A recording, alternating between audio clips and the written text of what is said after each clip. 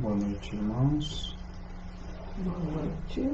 Sejam todos bem-vindos à Casa da Redenção, nesta noite agradável de quinta-feira. Dando uma boa noite também aos nossos amigos que nos acompanham pela nossa página no Facebook. E peço aos irmãos a me acompanharem numa prece, agradecendo ao Mestre Jesus pela oportunidade de estarmos aqui mais uma vez, reunidos em Teu nome, buscando conhecimento, o aprendizado, para a nossa reeducação, para que possamos caminhar ao lado de Ti, ouvir os conselhos, as intuições dos nossos queridos amigos espirituais que nos acompanham. Pedimos, Senhor, uma boa noite de reflexão. Que o bom Deus, que o Mestre Jesus, que a caravana, a falange de Francisco e os nossos mentores espirituais nos abençoem. E que assim seja. Bom, meus irmãos, então hoje a proposta de estudo está no Evangelho, capítulo 25, Buscai e achareis. Ajuda-te e o céu te ajudará. E antes de começar o estudo, eu trago uma história que conta que certa vez um sábio caminhava com seus discípulos por uma estrada tortuosa, quando encontraram um homem piedoso, que ajoelhado rogava a Deus que o auxiliasse a tirar o seu carro do atoleiro. Todos olharam o devoto, se sensibilizaram, mas seguiram em frente. Logo mais ali, havia um outro homem, que também tinha atolado seu carro no lodaçal. Este, porém, esbravejava, reclamando, mas ele não media esforços para tirar o seu carro do atoleiro. Então, comovido, o sábio propôs aos seus discípulos a ajudá-lo. Então reuniram-se todos e conseguiram liberar o veículo. Então os discípulos, surpresos com aquela atitude do sábio, chegaram até ele e o interrogaram. Senhor, o primeiro homem orava, era piedoso, e mesmo assim não ajudamos. Já o segundo, que era rebelde e até praguejava, recebeu o nosso apoio. Por quê? Então a resposta do sábio nós teremos no final dessa humilde exposição, se é que será necessário, depois das nossas reflexões. Então, vamos para a leitura do Evangelho, do capítulo 25, Buscai e achareis. Ajuda-te e o céu te ajudará. Pedi e se vos dará. Buscai e achareis. Batei a porta e se vos abrirá. Porque quem pede, recebe. Quem procura, acha. E se abrirá aquele que bater a porta. Também qual é o homem dentre vós que dá uma pedra ao filho quando lhe pede pão? Ou se lhe pede um peixe, lhe dá uma serpente? Se, pois, sendo maus como sois, sabei dar boas coisas aos vossos filhos, com quanto mais forte razão vosso Pai que estás nos céus dará os verdadeiros bens àqueles que lhes pedem. São Mateus capítulo 7, versículo 7 ao 11. Então, meus irmãos, às vezes nós ficamos com a impressão de sempre estar buscando, e buscando, e buscando e não encontrando, né? Mas o Evangelho nos diz aqui, na primeira passagem, que se buscarmos, acharemos, né? Mas as primeiras palavras do Mestre diz: ajuda-te, né? Faça a tua parte, se empenhe ao máximo, não meça esforços, faça o que te compete fazer. E a segunda parte, que os céus te ajudará. Ou seja, a lei divina atuando, né? Os nossos amigos espirituais, os benfeitores, amigos que nos acompanham, né? No nosso amparo, no esclarecimento, nos dando suporte, né? Na orientação. Porque por mais que a gente se empenhe, que a gente se esforce, nós temos que reconhecer que precisamos de ajuda divina. Não podemos prescindir da ajuda dos céus. Não somos autossuficientes. Mas aí vem a pergunta: mas eu faço tanto, eu me empenho, eu me dedico arduamente a uma tarefa, a uma causa, eu sou um bom funcionário, e não consigo aquela promoção, né? Eu não consigo realizar aquele sonho de comprar uma casa, de trocar de carro, ou de ganhar a loteria, ou seja, essas nossas realizações materiais, estamos falando do material, né? E a gente não é atendido. A gente diz: mas Pai do céu, o que ainda precisa que eu saiba? O que precisa que eu saiba para acontecer isso na minha vida? O que eu preciso fazer para que isso se concretize?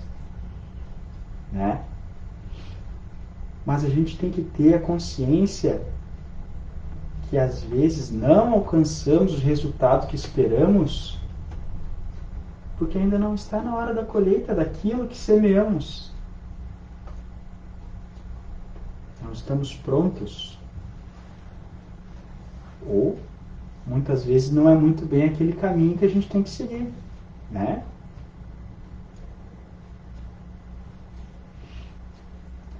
Ou, até mesmo, nós já experienciamos em outras encarnações e não deu muito certo, não é? Então, às vezes, nos nossos sonhos, quando a gente vai, visita os nossos amigos, ou a gente é atendido, né? A gente sabe que o espírito se liberta, entre aspas, né? O espírito tem as suas experiências, né? Pode ser que diz: meu filho, tá aqui, você não está dançando conforme a música, como dizia meu pai, né? De repente não estamos usando as ferramentas certas, né?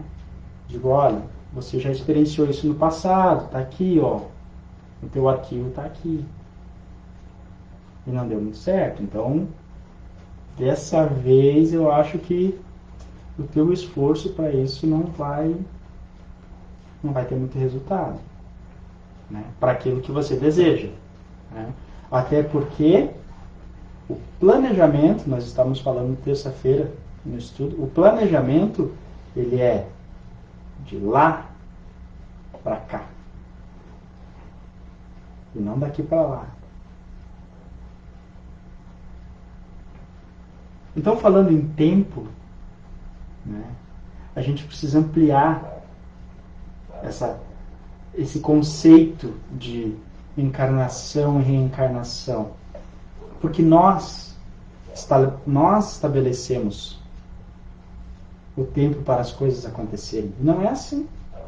Não é? Então, hoje é dia 28, mas é como se a gente estivesse trabalhando. Digamos que hoje seria dia 1º, né? A gente começa a trabalhar hoje e ao invés da gente receber no dia 30, no dia 31, a gente já quer receber no outro dia. Né? A gente planta uma coisa, a gente semeia uma coisa hoje, amanhã a gente quer colher. Então nós estabelecemos, somos, né, aquela imediatista, né? A gente tem aquela pressa das coisas acontecerem e não é bem assim que funciona. Né? E isso acaba nos desapontando, nos entristecendo, porque nós queremos o resultado muito rápido daquilo que fizemos. E como espíritas, sabemos que somos espíritos imortais, muitas vezes a colheita de um plantio ela não vem nessa encarnação. Você pode estar trabalhando no bem, se esforçando para colher numa outra encarnação. E numa outra. E numa outra. Então precisamos ampliar o conceito do tempo se tratando, né, de encarnação e reencarnação. Então vamos ler a segunda parte, o segundo item do Evangelho, que diz: sob o ponto de vista terrestre, a máxima buscai e achareis é análoga a esta: ajuda-te e o céu te ajudará. É o princípio da lei do trabalho e, por conseguinte, a lei do progresso, porque o progresso é filho do trabalho e o trabalho coloca em ação as forças da inteligência. Na infância da humanidade, o homem não aplica sua inteligência senão à procura de sua alimentação, nos meios de se preservar das intempéries e de se defender de seus inimigos. Aí entra a lei de conservação, né? Está no Livro dos Espíritos, Kardec, capítulo 4, lá, instintos da conservação, meios de conservação, né? E continuando a leitura diz: mas Deus lhe deu, a mais que o animal, o desejo incessante do melhor. É este o desejo do melhor que o impele à procura dos meios de melhorar a sua posição, que o conduz às descobertas, às invenções, ao aperfeiçoamento da ciência, porque é a ciência que lhe proporciona o que lhe falta. Através das suas pesquisas, sua inteligência aumenta, sua moral se depura, as necessidades do corpo sucedem às necessidades do espírito. Após o alimento material, é preciso o alimento espiritual. E é assim que o homem passa da selvageria à civilização. Então, após o alimento material, é necessário o alimento espiritual. Né? Então, primeiro, estamos nas necessidades materiais. E precisamos entender que depois dessas necessidades supridas, ou parcialmente supridas, existe um outro ser que também tem necessidades. Né? Mas a gente não dá muita bola para essas necessidades e a atenção necessária, que é o espírito. É o espírito. Então esse desejo do melhor, que a gente tanto busca, ela está na lei. É a lei do trabalho. Está no Evangelho, não está de acordo. Está na lei, melhor. Mas a gente confunde, às vezes. A maioria das vezes. Porque a gente perde muito tempo com essas necessidades materiais. E acabamos por esquecer das necessidades espirituais. Se nós conseguíssemos associar as duas, né, o avanço material com o avanço moral e espiritual, tranquilo, né? Mas sabemos que não é bem assim, não é isso que acontece, né? Então a gente precisa encontrar o ponto de equilíbrio para as situações.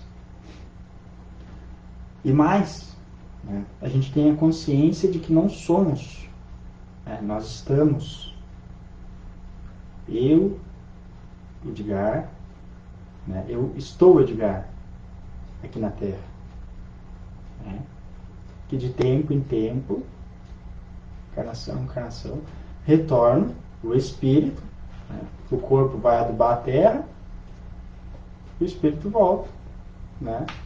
Então, não é mais o Edgar que volta, volta o espírito, né, em outra roupagem, outra identidade, um novo corpo, uma profissão nova, enfim.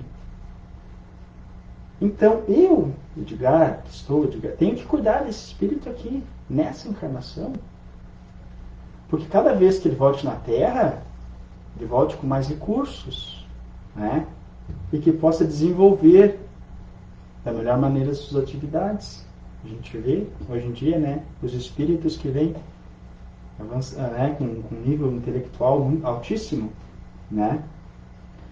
Então, nós temos que cuidar para que eles voltem, para que voltemos, né, melhor nas nossas atividades profissionais, sociais, ou seja, as qualidades do espírito que adquiriu nunca se perdem, né? Virtudes e valores, não importa onde a gente vai reencarnar e nem o século que a gente vai reencarnar, né? Então é isso que o Evangelho nos traz, é essa transição, né? Porque não basta a gente ter dinheiro, não basta a gente ter um bom emprego, uma boa profissão, senão a gente não tem uma boa índole, né, um caráter, e não ser uma pessoa do bem. Fazer o bem. Kardec já dizia que não fazer o bem já é um mal, né? Dizia não, ele disse. Mas estamos a caminho, né? Seguimos então na leitura.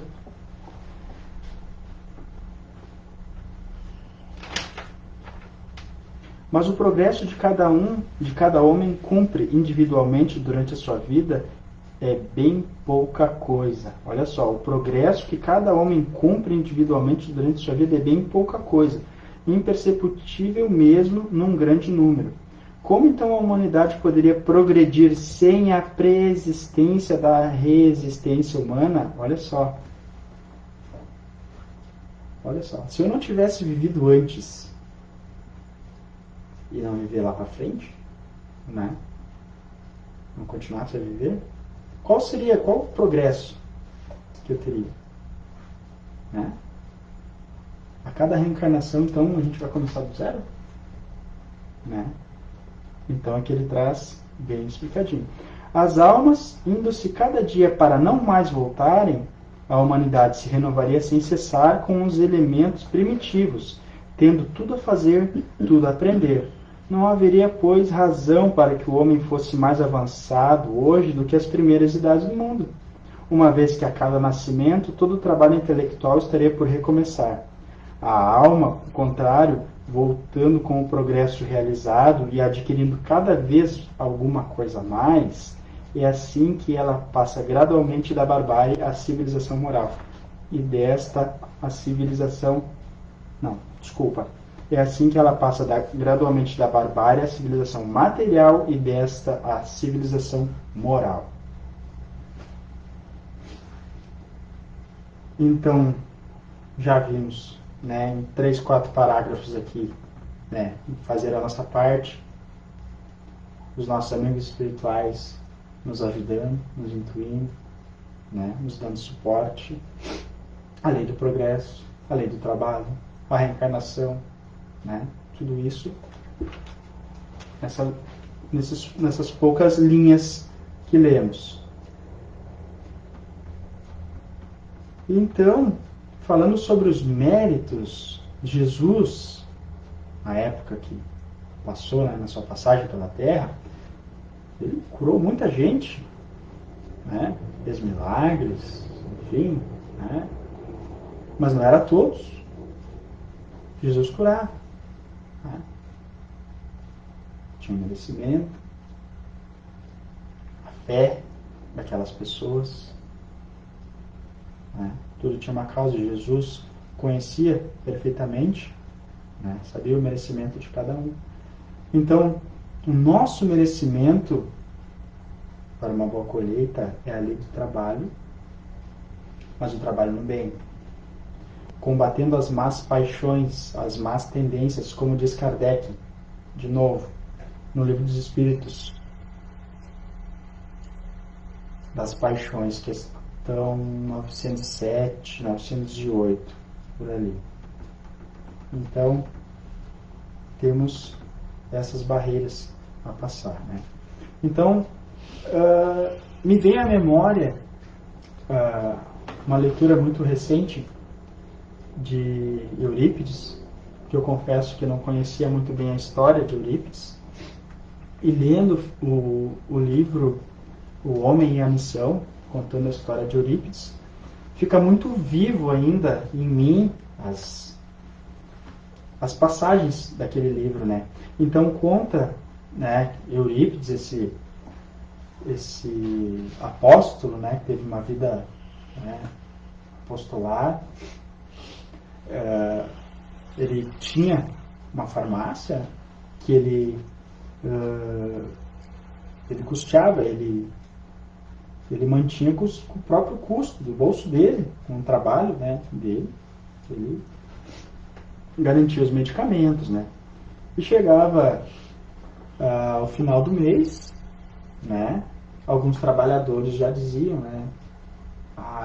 Eurípides, eu acho que a farmácia vai ter que fechar, porque os medicamentos estão acabando, né? E os pacientes estão vindo, e eram muitas pessoas buscando atendimento, através, né, da orientação de Bezerra de Menezes, que era um dos espíritos também, né, que se comunicava com Eurípides, né, receitava. E Eurípides dizia sempre de bom ânimo, né, sempre tinha uma palavra amiga. Na leitura ele dizia que ele tinha se comunicado com a dama de branco, e ela tinha falado para ele que os recursos chegariam, né? Então, né, assim como outros espíritos de envergadura moral altíssima, espíritos de escola, que se comunicavam com Eurípides, então ela se manifestava para ele, dizia que os recursos chegariam, tão pouco tempo chegavam os recursos, né, e supriam aquelas necessidades, e até tinham um certo estoque para manter por mais um tempo. Então, essa parte moral, né, de mesmo nas dificuldades ainda permanecer com bom ânimo, né, trabalhar no bem, porque o auxílio chegará, né, com as dificuldades, né, porque é um estalo de dedos para a gente desistir logo na primeira, né. Então, para a gente finalizar no item 5, né, a leitura do Evangelho, conforme a gente vai superando essa parte material com equilíbrio, com responsabilidade, né, cautela, e Jesus nos fala sobre a parte moral no final, porque até agora a gente falou só no material, né?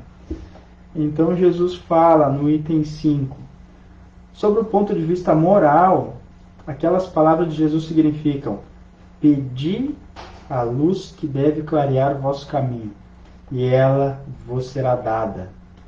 Pedi força de resistir ao mal, e a tereis. Pedi a assistência dos bons espíritos, e eles virão vos acompanhar. E como anjo de Tobias vos servirão de guias. Pedi bons conselhos, e não vos serão jamais recusados. Batei a nossa porta, e elas vos será aberta. Mas pedi sinceramente, com fé, com fervor, com confiança. Apresentai-vos com humildade e não com arrogância. Sem isso, sereis abandonados às vossas próprias forças, e as próprias quedas que tereis serão a punição do vosso orgulho. Tal é o sentido das palavras: procurai e achareis, batei e vos se abrirá. Então, meus irmãos, toda ajuda está à nossa disposição, mas precisamos nos ajudar, né?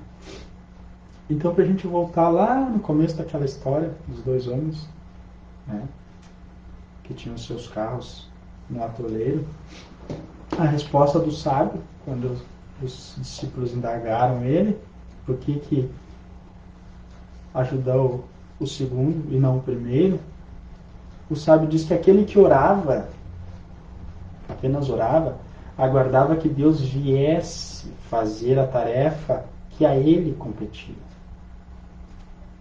Já o segundo, embora desesperado por ignorância, empenhava-se, merecendo o auxílio.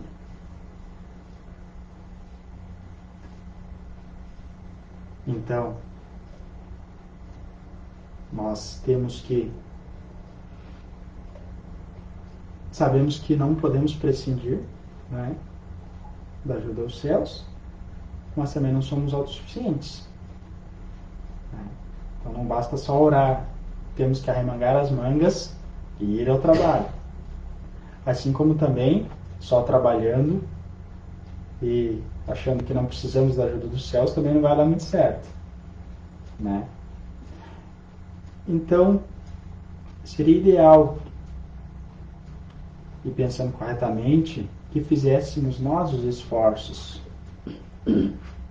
para retirar do atoleiro o carro da nossa existência, a fim de sermos felizes, com coragem, com disposição, confiantes que Deus sustentará as nossas forças, as nossas lutas, para que possamos evoluir, progredir. É por isso que Paulo de Tarso diz: em tudo dai graças, porque esta é a vontade de Deus em Cristo para convosco. Então tudo está na lei de Deus. Tudo está na lei de Deus, meus irmãos.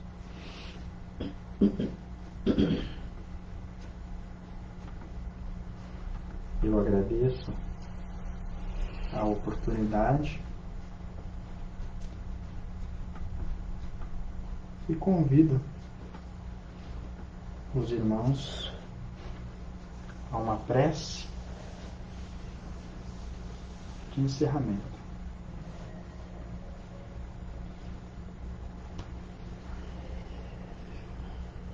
Agradecemos então ao Mestre Jesus por esse momento de reflexão, de aprendizado, esse momento íntimo em que nos encontramos com nossas dificuldades, com as nossas tribulações,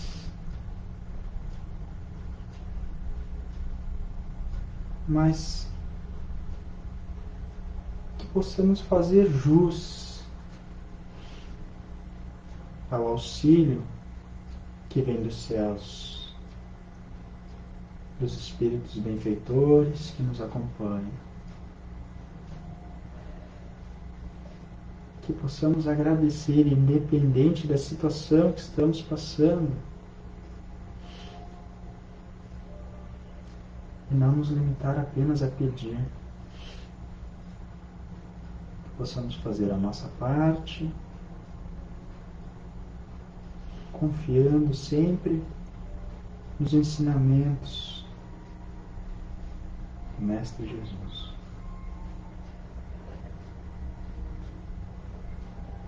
Que o bom Deus, que o Mestre Jesus, que nossos Espíritos benfeitores nos tragam o alívio, o equilíbrio, a harmonia e bênçãos de amor e paz, para que possamos seguir no nosso caminho. Muito obrigado, Pai, e que assim seja.